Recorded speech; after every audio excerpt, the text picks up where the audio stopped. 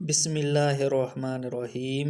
عقبہ بن عامر رضی اللہ تعالیٰ عنہ بیان کرتے ہیں، رسول اللہ صلی اللہ علیہ وسلم تشریف لائے جبکہ ہم صفا میں تھے۔ آپ صلی اللہ علیہ وسلم نے فرمایا، تم میں سے کون پسند کرتا ہے کہ وہ ہر روز صبح کے وقت وادی بطحان یا وادی عقیق جائے اور کسی گناہ اور قطع رمی کا ارتکاب کیے بغیر وہاں سے بڑی کوہان والی 2 اونٹنیاں لے آئے؟ ہم نے عرض کیا، اللہ کے رسول، ہم سب اسے پسند کرتے ہیں۔ آپ صلی اللہ علیہ وسلم نے فرمایا، تم میں سے کوئی صبح کے وقت مسجد کیوں نہیں آتا کہ وہ اللہ تعالیٰ کی کتاب سے 2 آیتیں سیکھے یا پڑھے؟ تو یہ اس کے لیے 2 اونٹنیوں سے بہتر ہے، اور 3 آیتیں اس کے لیے 3 اونٹنیوں سے اور 4 سے بہتر ہیں، اور وہ جتنی زیادہ ہوں گی وہ اتنی ہی اونٹنیوں سے بہتر ہوں گی۔